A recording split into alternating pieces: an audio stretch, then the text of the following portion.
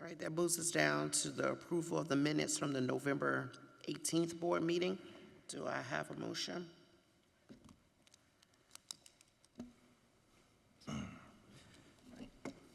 Mr. Scully? Yeah, make a motion that the board approve the minutes of the November 18, 2024 board meeting, but remove the attachment numbers 1 and 2 in their entirety from the minutes. Mr. Satterfield?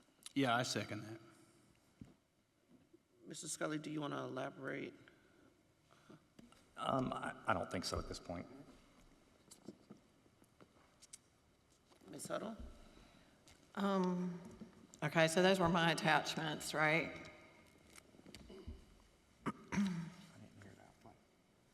She asked for clarification on which attachments you were referencing. Attachment numbers 1 and attachment number 2 in their entirety. Okay.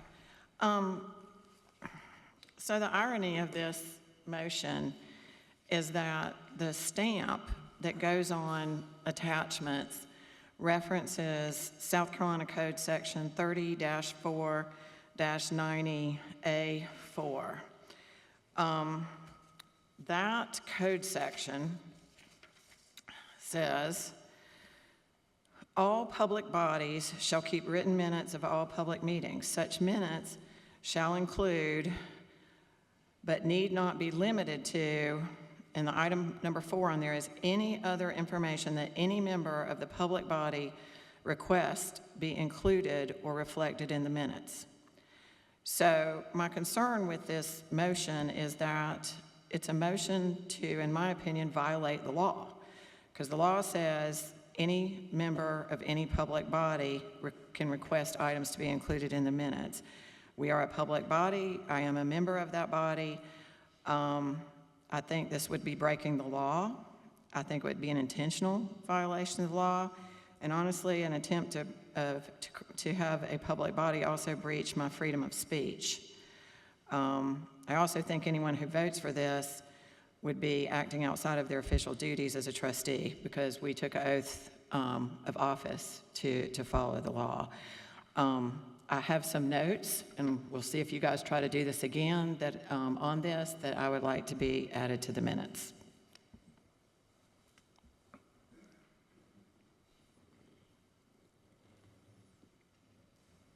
Go ahead, Mrs. Scully. Okay, so it's not a violation of the law. You have the right to request it to be added, and you have. We are simply going to take a vote on whether or not to grant that to be allowed and published in the minutes. I do have there's a variety of concerns with publishing these. One being with the content of the attachments, there have been at least 2 lawsuits filed related to publishing some of the comments in the attachments. Because of that, there is every reason to believe that the district would also be placing itself in legal jeopardy should it also publish the same information. The other aspect is, or an other of many, is that they're not germane to the meeting. In there, the comments that you made, regarding the officer's election, and they don't pertain. You don't identify any ways that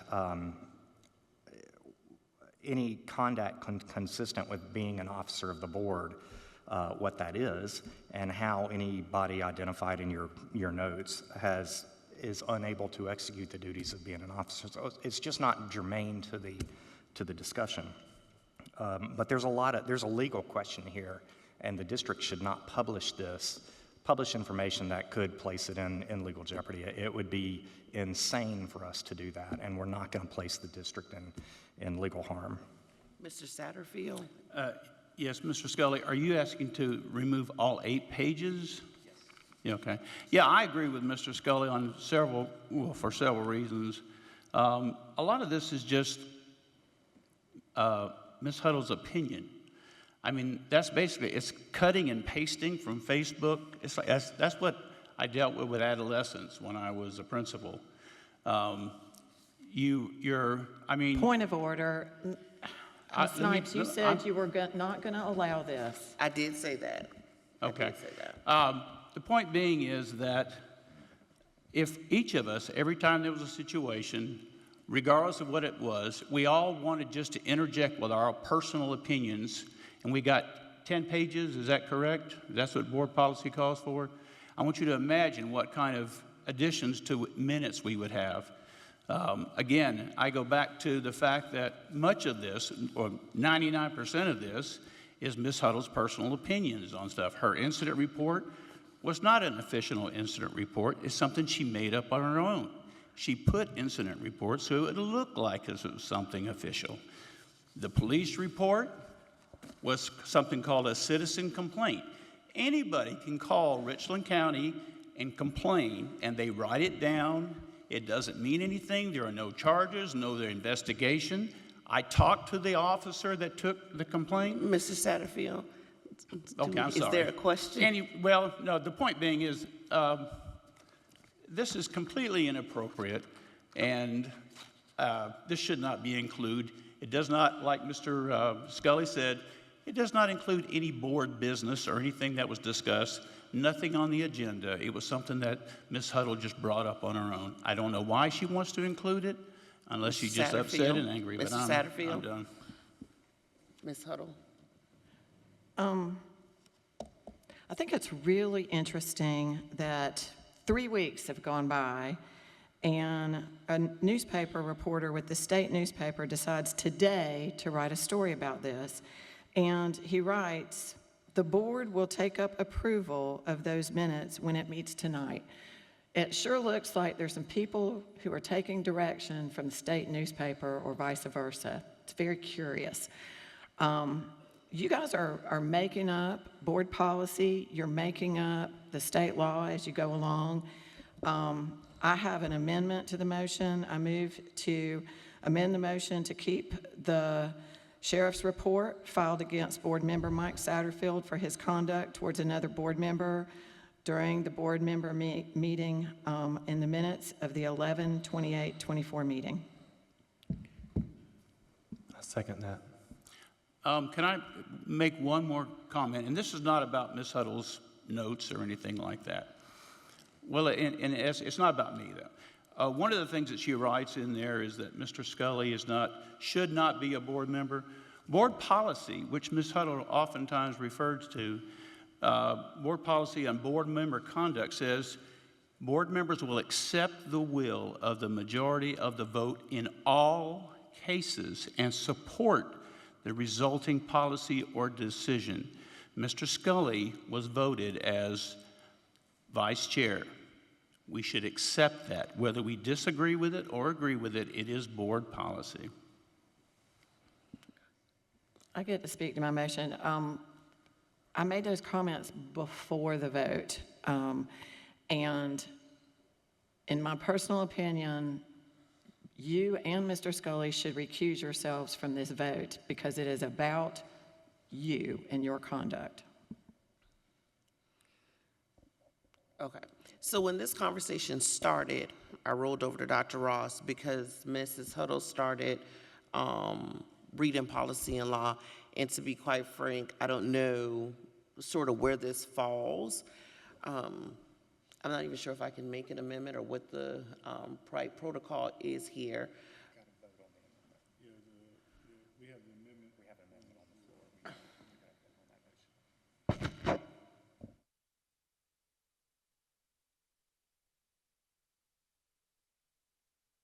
I believe under Robert's rules, we have to vote on the amendment, but before we vote on the original motion, you can make another amendment.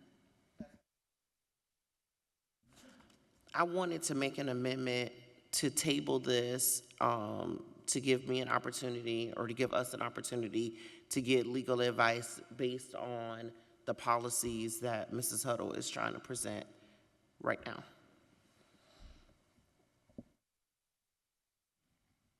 I will second that motion.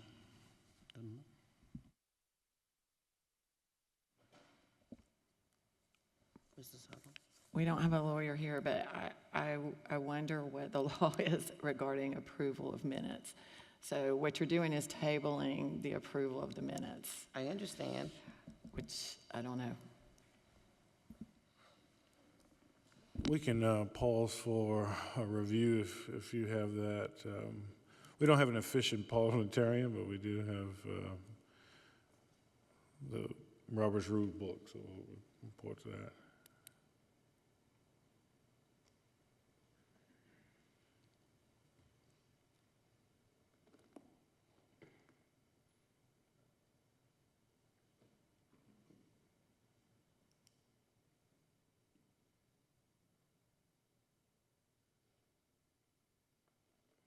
No pressure, Ms. Taylor. And my apologies for the delay. I just want to make sure we get it right.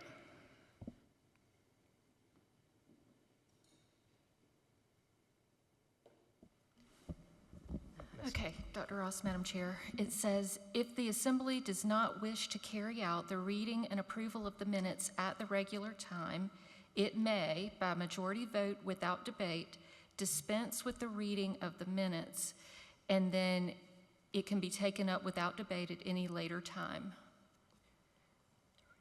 during the meeting while no business is pending.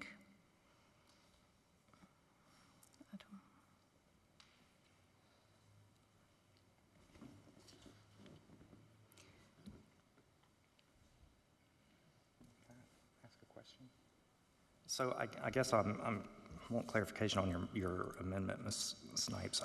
The board has the ability, the authority to approve or not approve the minutes.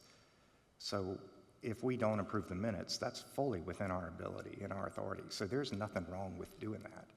So I don't understand why we would need, like, to me, it's not a legal question. If we don't approve the minutes, we simply don't approve the minutes. So that's up to us.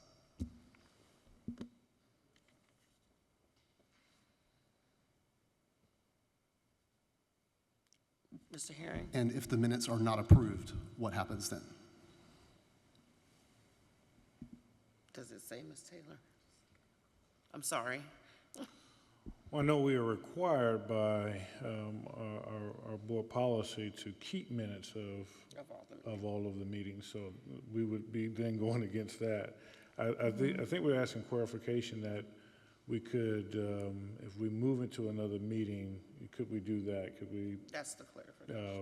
I guess it wouldn't be tabling it, but it would be For deferring. clarification on the attachments and whether or not we can pull them out by law. Have attachments ever not been approved? I mean, I'm sure that's happened in the past. Ms. White, do you remember attachments not being approved in the minutes? No, sir, not since I've been the board secretary, but maybe in the past. I'd have to go back and research. Okay, it does say also, the only proper way to object to the approval of the secretary's draft of the minutes is to offer a correction to it. So that, otherwise they would have to be approved.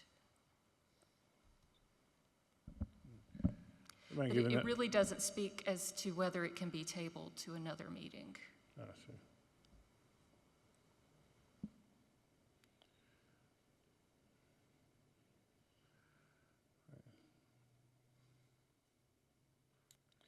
So with that, we're going to have to take up your amendment. We're going to have to take up your amendment as a vote.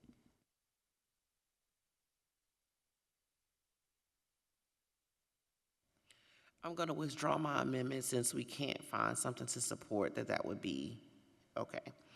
So then that takes us back to Mrs. Huddle's amendment that I now need her to repeat. I need her to. I might not get it exactly the same. I move to amend the motion to keep the police report filed against Board Member Mike Satterfield for his conduct toward another board member during the board meeting in the minutes of the 11/28/24 meeting. And he seconded it. She's amended her motion to keep the incident reports that she filed in the minutes. Yes, Mr. Satterfield. Yes, I certainly would be against that, but Ms. Huddle knows that that police report is a citizen's complaint, and it's one-sided. They didn't talk to me. They don't talk to any witnesses. They just take the report when somebody calls in and makes a complaint. Ms. Snipes? Oh, yes, ma'am.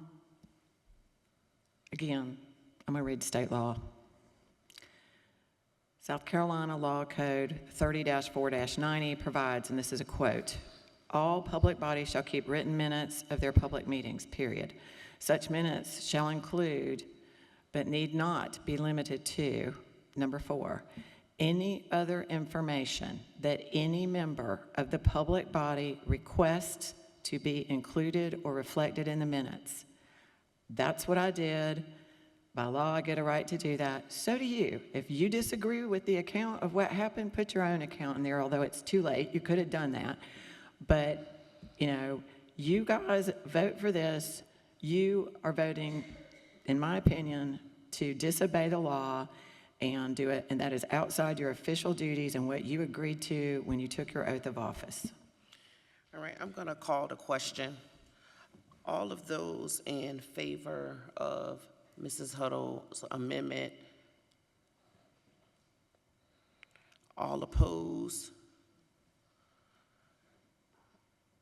And I'm choosing to abstain, but the motion fails. Then that takes us back to the original amendment? Original motion, which is, Kevin, can you please repeat it? I move that we approve the minutes, but remove the attachments, numbers 1 and 2, in their entirety from the minutes. And it was already seconded. All those in favor of Mr. Scully's motion? All opposed? And I'm also abstaining. But the motion passes. That moves us to public participation. I would like to remind you that the board welcomes and encourages public participation. We respectfully ask that you adhere to the procedures provided in Board Policy BEDH, public participation at meetings. Your comments should be limited to 3 minutes and must remain on either the topic noted on your sign-in form or a listed agenda item. Questions asked during public participation will be handled in accordance with policy BEDH. Mrs. Taylor. Thank you, Madam Chair.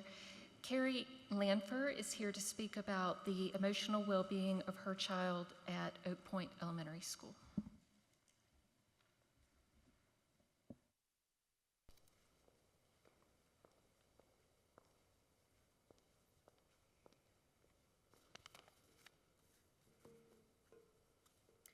So before I dive in to what really brings me here, I'm going to read something that's going to sound pretty familiar. The mission of School District 5 of Lexington, Richland Counties is to prepare all students to be college and career ready by providing a challenging curriculum in a safe, secure, diverse, and equitable learning environment focused on academic, social, and emotional growth and development. Tonight, I will harp on the safe and secure part of this district's mission and how crucial that is to the emotional growth and development of the students, with a focus on one student in particular, my son, Lincoln Lanfer. I never imagined I'd be standing here before you begging for help, but here I am. Please hear me now. Even if this only helps save one child from the unfortunate situation that my child, through no fault of his own, is currently in, then this is a situation worth fighting for. What situation, I'm sure you're wondering? That would be Miss Amy Gale's first grade class at Oak Point Elementary School, a school previously loved by my child, a school my child previously thrived in, a school that supposedly cares about the whole child and regularly claims that they are the best school ever. I used to believe both of those things until Christian English was assigned principal this year and my son was assigned to the class roster of Miss Amy Gale. Ma'am, I just ask that you please not call out names. Okay. Well, then I will omit any names.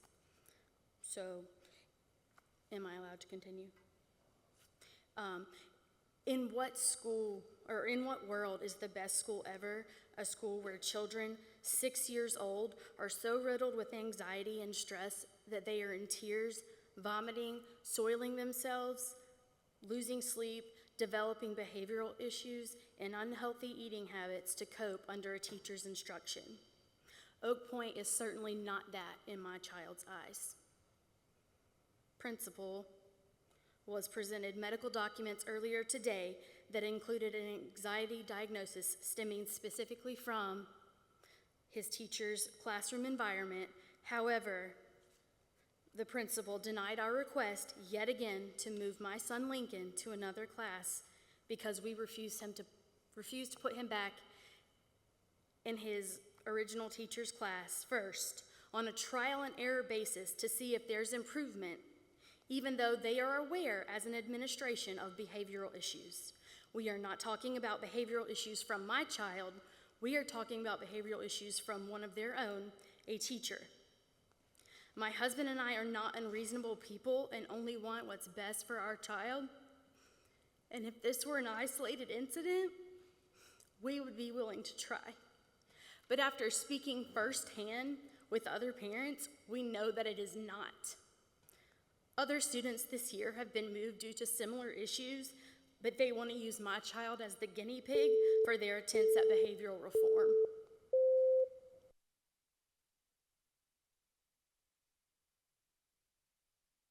I cut you off, so I was just gonna let you finish. Yes, ma'am. Since I only have 3 minutes to ask, I'm gonna ask, why doesn't my child matter? Why are other students more important than Lincoln and able to be accommodated? Please help me help my son. And if it's okay with the board, I have an email printed out that was sent to Michael Giuliano that better explains to you all what Lincoln has been going through daily with school. Thank you for your time. Please give it to Ms. Taylor, and she'll get it to us. Thank you. David Jenkins is here to speak about what parents expect of the board.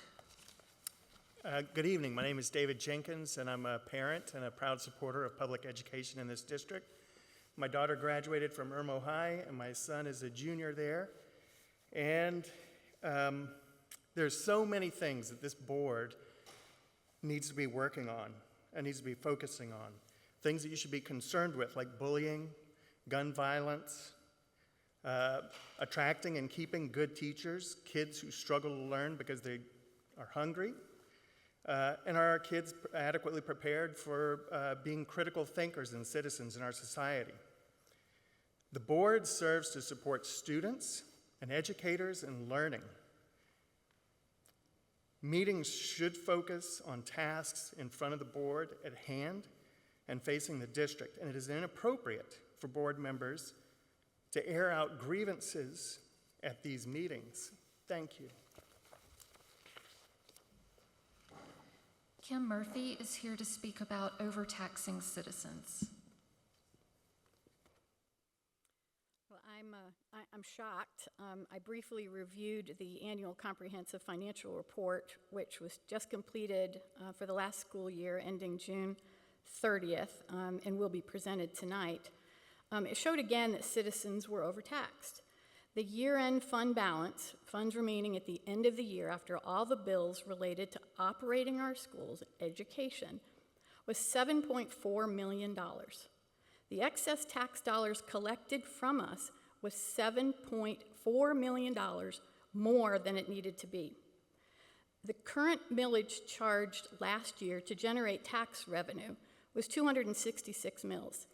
That excess $7.4 million is equivalent to 23 mills. Our millage rate should have been 243 mills. But this is a trend, and this $7.4 million is then added to last year's excess of $3.9 million. Over the last 5 years, the district overcollected $22 million. That equates to more than 70 mills charged to taxpayers. One of the problems is that the funds collected are supposed to go to operating our schools, but they're not. It is being used for construction, such as at Piney Woods and Irmo High School. It's billed to us to cover operating and education, but it's not used for that. In fact, that $22 million is a net number. Much more was overcollected. The excess $22 million is what is left over after money was transferred out of the operating account into construction. It's disingenuous to take our money from education per the operational budget, then use it for something else. It's disingenuous to charge a millage rate that the district knows is more than what is needed. The fund balance is now more than $63 million. The district says it needs to have the funds in fund balance to cover monthly operating costs during the first part of the year prior to tax dollars coming in and being collected. But there are other options, such as taxpayer anticipation notes, or TANs, which we have used in the past, that can be used that would allow taxpayers to keep their money in their account with the opportunity of earning interest, instead of in the district's account earning interest or spent on things not related to operating our schools. This district also says that the fund balance needs to be large so it can get better interest rates when borrowing. But the fund balance does not need to be that excess amount. Interest income was under budgeted by $2.6 million. I don't understand how that can happen, but that is part of the. That brings us to the end of public participation.